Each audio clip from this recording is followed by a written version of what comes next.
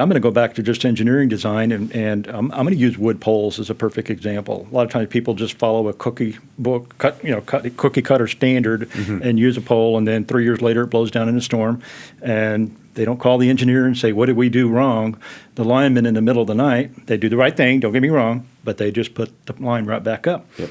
And oftentimes they put the same size pole right back up. Why didn't we take the opportunity to maybe say, maybe we should make this line a little more robust? And then 3 years later, the same line falls down again, whether it be because of poor design to begin with, or lack of design sometimes, or maybe just geographical. Maybe it's a wind flow area where a lot of wind comes through. But there's lots of we just need to learn from that. But and I'm not picking on the wood pole. Don't get me wrong here. But with wood poles, it's a lot more easier to fix. Yep. So when you have that storm, let's just put the wood poles back up. Let's get everybody back on the grid, and that's good. I mean, we want to get that restoration back as quickly as possible, but maybe a restoration plan should look at it in advance and say, hey, when we lose all these poles, those class 4s in that area, let's put class 3s in. Let's take advantage of that in the future. A little bit off topic from your question, but I wanted to get that in. But it's a good point. I mean, again, and I've discussed this in the past with several folks, but we determine what we're going to do a lot of times, but by what's happened in the past. We need to be more projecting forward what we think is going to happen in the future.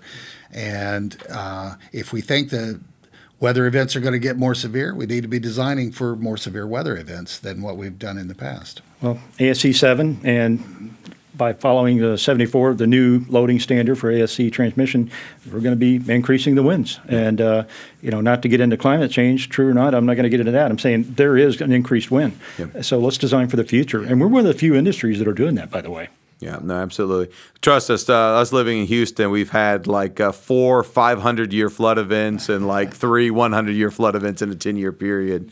So certainly, just using what you've always done is not necessarily predictive of where we're headed, and trying to get out ahead of that, especially when you're building infrastructure that you're trying to have out there for 30, 40, 50, 60 years.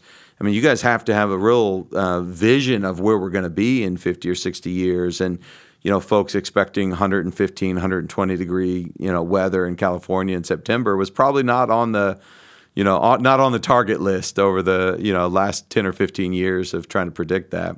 As Otto said, there's ASCE has really taken a good lead in that, and the new ASCE 7 has actually extended the mean recurrence interval of winds out to, I think it's like 1,700 year mean recurrence event, if I remember correctly. Yeah.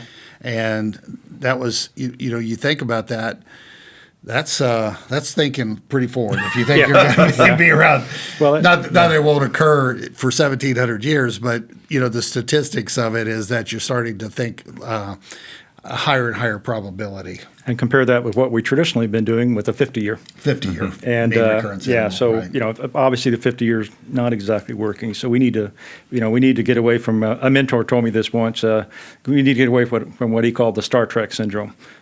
To boldly go where we've always gone before. We can't do that. We've got to break that routine. We've got to think new. We've got to come up with better designs. And it's a two-way street or two-pronged approach on that too. Not only do we need to have a better design, but our society as a whole is expecting electricity more. Yep. More and more. They expect the lights to come on. To be more reliable, more robust. They want more reliable. If they get up in the morning and their car's in charge, they're going to be hot. Okay? Well, like you said, Otto, you think about all the remote work going on right now, electrification of transportation, all of that makes the electrical grid an even more important backbone of society, right? And you can't afford to have it go down. I mean, it starts shutting down